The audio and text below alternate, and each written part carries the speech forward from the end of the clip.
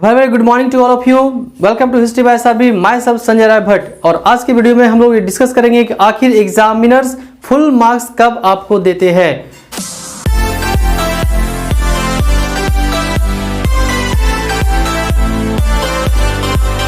क्या आपको करना पड़ेगा जिससे आप फुल मार्क्स को सिक्योर कर पाएंगे। बहुत सारे ऐसे स्टूडेंट्स थे जिन्होंने कहा था कि सर मैं बहुत ही लेवल करता हूँ, बहुत मेहनत करता हूँ, 6 to 8 आवर्स भी पढ़ता हूँ, बट फिर भी एग्जाम्स में मेरे फुल मार्क्स नहीं आते हैं। तो क्या कारण है, कहाँ हमसे कमी रह जाती है। तो आज की वीडियो होगी इसी टॉपिक पर डिस्कस होगी कि आपको कैसे फुल मार्क्स आप सिक्योर करेंगे, कैसे आप हाईएस्ट मार्क्स आप सिक्योर कर सकते हैं, कौन कौन सी सावधानियां हैं जिसको आपको देखनी पड़ेगी, कहां पर आपको केयरफुल रहना पड़ेगा और कैसे आप एग्जाम में लिखेंगे ताकि आपको फुल मार्क्स, हाईएस्ट मार्क्स आप सिक्योर कर सके। तो इसी के बारे में आज हम लोग डिस्कस करेंगे।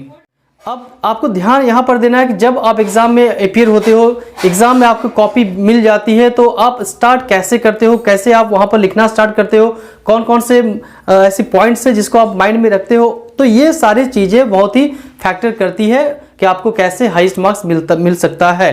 तो यहाँ पर देखो, जब भी आप स्टार्ट करोगे लिखने एग्जाम में, एग्जाम का टाइम भी जा रहा है, टाइम हो रहा है, और कुछ एग्जाम्स ऑलरेडी स्टार्ट हो चुके हैं एंड कुछ एग्जाम्स अभी आने वाले समय में स्टार्ट होगा। तो अभी मैं बता दे रहा हूं ताकि आप अपने जो भी एग्जाम है, जो भी स्टार्ट हो चुका है या होने वाला है, तो वहां पर इन इंस्ट्रक्शंस को फॉलो करेंगे और 100% मेरे तरफ से 100% है कि आपको हाईएस्ट मार्क्स मिलने जा रहा है। आप कमेंट बॉक्स में बाद में मुझे बताएंगे जब आपको मार्क्स मिलेगा। तो यहां पर देखो, जब आपके पास कॉपी आएगी, आप लिखना स्टार्ट करते हो, तो कोई आपकी स्ट्रेटजीज नहीं होती है कि आप कैसे लिखेंगे, बट यहां पर आपको स्ट्रेटजीज को फॉलो करनी है। तो फॉलो ये करनी है कि फर्स्ट नंबर में क्या करनी है, आपको गैप बिटवीन द आंसर। तो पहला जो इंस्ट्रक्शन है वो क्या करना है, आपको जब स्टार्ट करेंगे तो होता क्या है कि क्वेश्चन 1, क्वेश्चन 2, क्वेश्चन नंबर 3, ये आप लोग बहुत सारे स्टूडेंट्स ऐसा करते हैं कि कंटिन्यू उसको लिख देते हैं ना। तो कंटिन्यू आपको नहीं लिखना है। जैसे क्वेश्चन नंबर 1 है, इसका आंसर आप स्टार्ट करते हो लिखने के लिए, जहां पर आपका क्वेश्चन नंबर 1 आंसर नंबर 1 इन होता है, इसके बाद से आप मिनिमम 2 लाइन्स को आप गैप छोड़ेंगे, 2 लाइन वहां पर छोड़ेंगे, इसके बाद से आप सेकंड क्वेश्चन का आंसर लिखना स्टार्ट करेंगे। ये बहुत बड़ा फैक्टर है। इससे होता क्या है कि जब एग्जामिनर्स कॉपी को चेक करते हैं तो उसे एक सीक्वेंस में, वन साइड में सारी चीजें क्लियरली दिख जाती है कि कहां पर क्वेश्चन 1 है, कहां पर 2 है। तो ये क्या होता है, देखो आप जब एग्जाम देते हो तो एक पेपर में देते हो तो आप वहां पर कंसंट्रेट करते हो, लेकिन एक एग्जामिनर जो है वो एग्जामिनर के पास में सैकड़ों कॉपियां आती, 100 ऑफ कॉपीज आती है और उसे चेक करनी पड़ती है। आप खुद गेस करो यदि आपके पास बहुत सारी कॉपियां हैं चेक करने के लिए और उसमें अच्छी तरह से डेकोरेट नहीं किया गया है, आपको बहुत मेहनत करनी पड़ी देखने के लिए कहां पर 1 है, कहां 2 है, तो आपकी जो साइकोलॉजी है ना वो बहुत ही डिस्टर्ब हो जाती है, आप बहुत ही इरिटेट हो जाते हो और फिर उसमें क्या करते हो, कॉपी में मार्क्स, जब आपका जो दिमाग होगा बहुत इरिटेट हो जाएगा तो वहां पर ये मार्क्स पर असर पड़ता है। तो एग्जामिनर के साइकोलॉजी को भी आपको अंडरस्टैंड करना पड़ेगा कि कैसे हम एग्जामिनर्स के साइकोलॉजी को परफेक्ट रखें, उसके मूड को अच्छा रखें ताकि मेरा अच्छा मार्क्स आ सके। तो पहला क्या है कि हमें एग्जामिनर्स के माइंड को डिस्टर्ब नहीं करना है, उसे परेशान नहीं करना है, और उसे परेशानी से बचने के लिए आपको क्या करना होगा, अपनी कॉपी पर ध्यान देनी होगी, कॉपी को नीट एंड क्लीन रखना पड़ेगा। तो फर्स्ट नीट एंड क्लीन के लिए पहला जो इंस्ट्रक्शन है, आपको क्या करना है, गैप यूज करना है। एक क्वेश्चन का आंसर देने के बाद जब आप सेकंड आंसर स्टार्ट करेंगे तो वहां पर 2 लाइनिंग की गैप जरूर देंगे। तो ये फर्स्ट इंस्ट्रक्शन है that you have to follow. अब सेकंड में क्या करना है, सेकंड में जब आप एग्जाम में जाओगे, एग्जाम देने जाओगे, अपीयर होगे, तो उसमें आपके पास 2 पेन्स होने चाहिए, 1 blue colour and second one is this one black colour. Very important thing, बहुत ही जरूरी चीज है ये। अब इसका यूज क्या करना है एग्जाम में, तो इसका यूज ये करना है कि जब आप आंसर लिखते हो, आंसर नंबर 1, आंसर नंबर 2, तो आंसर नंबर 1 जो आप लिखेंगे वो ब्लैक पेन से यूज करेंगे और उसके बाद से आप जो आंसर लिखेंगे वहां पर आप ब्लू पेन का यूज करेंगे। तो ये भी बहुत बड़ा फैक्टर है, आप इसे इंप्लीमेंट करें और इसके बाद जब रिजल्ट आपका आएगा तो उसके बाद आप हमें कमेंट बॉक्स में बताएंगे कैसे आपका मार्क्स, जो आपका कम मार्क्स आ जा रहा था वो आपका हाईएस्ट मार्क्स आएगा। आपको लगता होगा कि मैं 7 years 8 hours स्टडी करता हूं फिर भी हमारा मार्क्स कभी कभी कम आया था, हमारे अकॉर्डिंग टू योर एक्सपेक्टेशन। तो आपकी एक्सपेक्टेशन के अनुसार आपका मार्क्स नहीं आ पाता है, इसके पीछे ये सब कॉजेज है। यदि आप ऐसा करते हो तो उससे नहीं करना है। मैं जो बता रहा हूं उसे आप फॉलो करेंगे, 100% आपके मार्क्स में डिफर आपको मिलेगा, 100% मिलेगा। तो यहाँ पर क्या करना है, ब्लैक पेन और ब्लू पेन का यूज करना है। ये सेकेंड पॉइंट हो गया। थर्ड पॉइंट में क्या करना है, सिंपली नीट एंड क्लीन। आपका जो आंसर होना चाहिए वो क्या होना चाहिए, नीट एंड क्लीन होना चाहिए।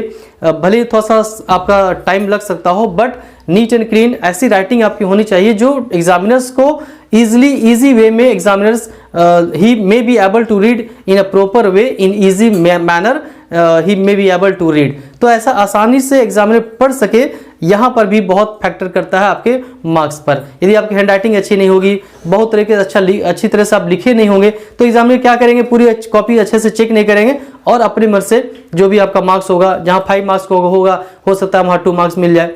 तो ये फैक्टर करती है, यहाँ पर आपको कंसंट्रेट होना पड़ेगा। आपकी राइटिंग जो है वो नीट एंड क्लीन होनी चाहिए।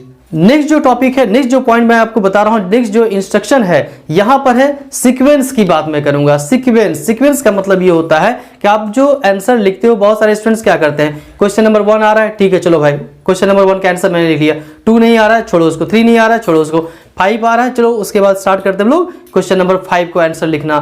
फिर उसके बाद क्या करते हैं, 6, 7 लिखा और उसके बाद से फिर उसके माइंड में याद आ जाती है कि क्वेश्चन नंबर 2 का आंसर ये होगा। तो 5, 6 क्वेश्चन नंबर लिखने के बाद हम लोग वहां पर क्वेश्चन नंबर 2 का आंसर लिखते हैं। तो ऐसे बहुत सारे स्टूडेंट्स फॉलो करते, हो सकता है आप भी करते होंगे। तो ये जो है ना, ये जो हैबिट है इसको बिल्कुल ही इग्नोर करना है। आपकी आंसर जो होगी वो बिल्कुल सीक्वेंस में होना चाहिए। अब यहाँ पर एक प्रश्न उठता है, एक क्वेश्चन अराइज होता है कि भाई यदि सपोज यार मुझे क्वेश्चन 1 का आंसर आ रहा है, 2 का नहीं आ रहा है, 3 का अभी मैंने लिख दिया है, तो 2 का आंसर मैं कैसे लिखूंगा, उसमें मेरा टाइम वेस्ट हो जाएगा। ये प्रॉब्लम आती है।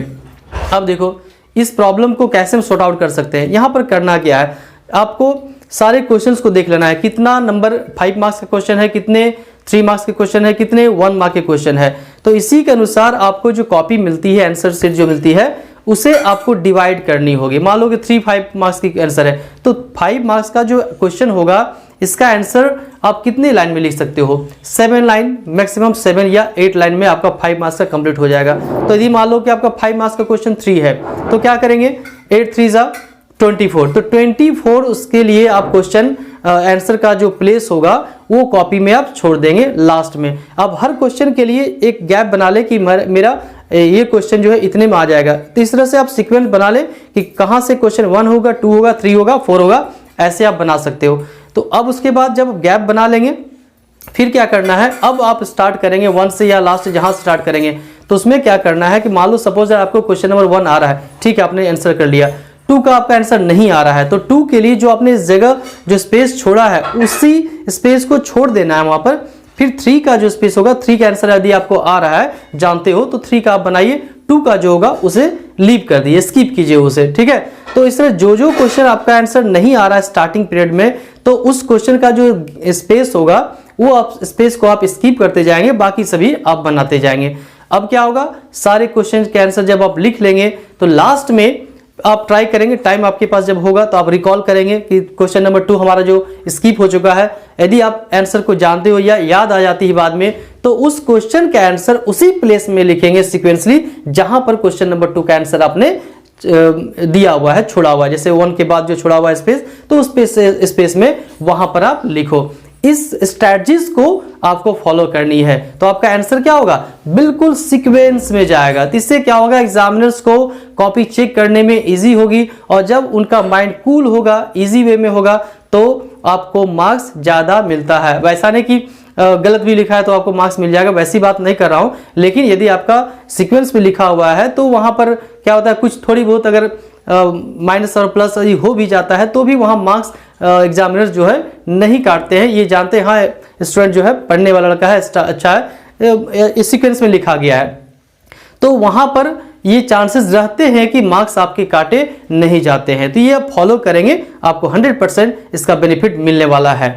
नेक्स्ट जो पॉइंट है, नेक्स्ट जो इंस्ट्रक्शन है, ये है पॉइंट वाइज। आपका जो आंसर होता है ना, बहुत सारे बच्चे क्या करते हैं, अरे मैंगो के बारे में पूछा है, व्हाट इज द मैंगो, तो क्या करेंगे, अच्छा एक पेड़ है, there is a tree it was planted, जो भी टाइम देना है, तो कहने मतलब टू दी पॉइंट नहीं लिखते हैं।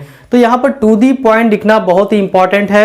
एग्जामिनर जब कॉपी चेक करेंगे तो starting first second third line पढ़ते हैं श्योरली, कोई भी एग्जामिनर से फर्स्ट से स्टार्ट करेंगे। तो यदि आपका आंसर जो है टू दी पॉइंट नहीं होगा, आप कहीं डाइवर्ट हो जाते हैं और फिर उसके बाद आप टू दी पॉइंट आते हैं, उसके बारे में आंसर लिखते हैं, तो 2-3 लाइन पढ़ने के बाद एग्जामिनर्स के माइंड में ये जरूर स्ट्रक करता है कि ये घुमा रहा है बच्चा, है ना, आंसर इसका कहीं गड़बड़ है। तो आपको जहां यदि 5 मार्क्स का आंसर होगा वो क्या करेंगे, 4 मार्क्स आपको दे देंगे या आपको 3 मार्क्स दे देंगे। उन्हें लगेगा कि आगे जाकर कुछ गड़बड़ है, टू दी पॉइंट नहीं है। तो ये मिस्टेक आपको नहीं करना है। हाँ, यदि आपको हो सकता है बहुत आंसर अच्छे तरीके से नहीं याद है, तो आप उसको क्या करेंगे, फर्स्ट सेकेंड थर्ड लाइन, ये जो लाइनिंग है यहां पर बिल्कुल आपको टू दी पॉइंट ही लिखना है। जो क्वेश्चन से रिलेटेड आंसर होगा उसी चीज को आपको लिखना है। इसके बाद आप सोच कर आप थॉट कीजिए, उसके बाद जो भी आपको लिखना है डजंट मैटर, कोई बात नहीं है। बट स्टार्टिंग जो है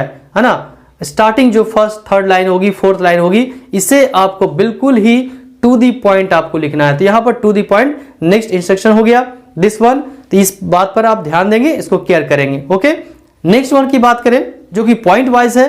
तो पॉइंट वाइज में क्या है, दो तरह के देखो क्वेश्चन वहां पूछे जाते हैं। एक एक्सप्लेनेशन क्वेश्चन होती है और कुछ ऐसे क्वेश्चंस होते हैं जहां पर आप उसका आंसर एक्सप्लेनेशन के रूप में नहीं बल्कि वहां पर पॉइंट वाइज आप एक्सप्लेन कर सकते हो। यदि कुछ ऐसा क्वेश्चन है जिसमें आपको एक्सप्लेन करने की जरूरत हो, पॉइंट वाइज आप दे सकते हो, वहां पर आप पॉइंट वाइज ही लिखेंगे, नंबर 1, नंबर 2, नंबर 3, ठीक है। और उसके बीच में भी एक लाइन का जब आपको क्या करना है, गैप छोड़ना है, ताकि अब क्लियरली ये दिखे कि फर्स्ट पॉइंट है, ये सेकंड पॉइंट है और ये थर्ड पॉइंट है। तो ये जो पॉइंट वाइज है इसे आप केयर करेंगे कि पॉइंट वाइज ट्राई करेंगे कि जो भी आंसर आपका पूछा जाता हो उसका आंसर आप पॉइंट वाइज देंगे। यदि कोई ऐसा क्वेश्चन है जिसमें पॉइंट नहीं बनती है, वहां पर भी क्या करेंगे, वहां पर क्या करेंगे कि आप पैराग्राफ को चेंज करेंगे। 2 लाइन लिखे, 3 लाइन्स आप उन्हें उसके बारे में लिखा, इसके बाद आप पैराग्राफ चेंज कर दें, फिर उसके बाद नेक्स्ट टॉपिक लिखें। तो ये जो स्ट्रैटेजीज है ये बहुत ही कारगर है। आप इसे अगर इंप्लीमेंट करेंगे 100% आपको मार्क्स में डिफर 100% मिलेगा। और लास्ट इंस्ट्रक्शन मैं अभी देने जा रहा हूं, लास्ट इंस्ट्रक्शन जो कि बहुत इंपॉर्टेंट है और ये है कि अटेम्प्ट पर डिपेंड करता है। अटेम्प्ट कि कौन से क्वेश्चंस को मैं पहले अटेम्प्ट करूं, मींस कौन सा क्वेश्चन का आंसर मैं पहले दूं, ये बहुत ही बड़ा फैक्टर है जिससे आपको कंसंट्रेट करना है। और यहां पर करना क्या है, जैसे बहुत लोग क्वेश्चन 1 नंबर 1 से स्टार्ट करते हैं, तो आपको यहां पर थोड़ी सी अपनी स्ट्रैटेजीज को चेंज करनी है। यहां पर आपको जब भी आप आंसर को लिखना स्टार्ट करोगे, वहां पर 1 से क्वेश्चन नंबर 1, 2, 3 से स्टार्ट नहीं करेंगे, है ना। यहां कहां स्टार्ट करेंगे, जस्ट आप बैक टू पेविलियन जाएंगे, जस्ट बैक, यानी सबसे लास्ट क्वेश्चन की ओर जाएंगे जो आपका 5 मार्क्स का होगा। तो जहां पर आपका 5 मार्क्स का आंसर क्वेश्चन दिया हुआ है वहां से आप स्टार्ट करेंगे। अब पूछेंगे क्यों, इसके पीछे कॉज क्या है, रीजन क्या है। अब रीजन ये है कि जो ऑब्जेक्टिव क्वेश्चन होते हैं वहां बनाने में बहुत टाइम लगता है। अब होता क्या है, जैसे आपका समय एक्सपेंड हो जा रहा है, बीतता जा रहा है, टाइम पास हो रहा है, वैसे आपका समय कम हो रहा है और आपके ऊपर प्रेशर ज्यादा हो रहा है ना। लास्ट टाइम में काफी प्रेशर आपको झेलना पड़ता है एग्जाम में, और जब आपके माइंड में प्रेशर जाएगा आप आंसर को सही तरीके से नहीं लिख पाओगे। अब होता क्या है, जो 5 मार्क्स का क्वेश्चन है, जो 4 मार्क्स का क्वेश्चन है, यहाँ एक्सप्लेनेशन वाला क्वेश्चन पूछा जाता है जिसे आपको सोच कर लिखना पड़ेगा। जब सोच कर लिखना होगा तो उसमें टाइम चाहिए और साथ ही साथ कंसंट्रेशन भी होना चाहिए, जो कि लास्ट टाइम में नहीं हो पाता है। तो यहां पर क्या करना है, जो आपका लॉन्ग क्वेश्चन आएगा, 5 मार्क्स के क्वेश्चन आएंगे, 4 मार्क्स के क्वेश्चन आएंगे, उसका आंसर आपको जब पता है तो फर्स्ट में उसे आप ट्राई करेंगे, क्योंकि फर्स्ट में आपके पास लॉट ऑफ टाइम 3 आवर्स का समय रहता है या 2 आवर्स जो भी बचे हैं, बहुत ज्यादा समय होता है। उस समय आप पूरी तरह से प्री प्लान कर सकते हो, आप उसके बारे में सोच सकते हो कि इसका आंसर क्या हमें लिखना है। तो आप कूल माइंड होकर सोचकर अच्छे से उसे लिख सकते हो। और जो 5 मार्क्स का क्वेश्चन होगा इसमें यदि आप अच्छे से लिखते हो, इसका मतलब कि 5 आउट ऑफ 5 मार्क्स आपको मिलने जा रहा है। तो ये आपके मार्क्स को इनहैंस करती है, आपके मार्क्स को बढ़ाती है। बाद में आप जस्ट उल्टा जाएंगे, बाद में क्या होगा, 1 मार्क्स का है तो 1 मार्क्स का है, 2 मार्क्स का है, इसमें बहुत ज्यादा आपको सोचने की जरूरत नहीं है कि मुझे लिखनी है, एक्सप्लेनेशन करनी है। तो आप कम समय में लास्ट टाइम में इसे इजी बना सकते हो, ठीक है। तो ये स्ट्रेटजीज आपको फॉलो करनी है, लास्ट से शुरू करनी है और फर्स्ट में जानी है, बैक से स्टार्ट करनी है और अप में जानी है। तो एक्सप्लेनेशन इस तरह से आपको करना है, लास्ट 5 मार्क्स पहले, यानी कि जो लॉन्ग क्वेश्चन आंसर है उसे आपको फर्स्ट में अटेम्प्ट करनी है। तो ये these are the some instruction that if you have to follow, and if you have followed these instruction in your exam, from my side it is assured that you are going to secure highest marks and more marks before your examination। तो आप जो पहले examination आप दे चुके हो, attempt कर चुके हो, इससे ज़्यादा मार्क्स आपको मिलने वाला है। और जब एग्जाम के बाद आपको मार्क्स मिलेगा तो आपको इस बेनिफिट जब मिलेगी इसकी, मेरे इंस्ट्रक्शन के बारे में, मेरे इंस्ट्रक्शन से जो भी आपको बेनिफिट मिलेगी आप कमेंट बॉक्स में मुझे जरूर बताएंगे। तो आज के लिए इतना ही। वीडियो के अंत तक बने रहने के लिए बहुत बहुत धन्यवाद।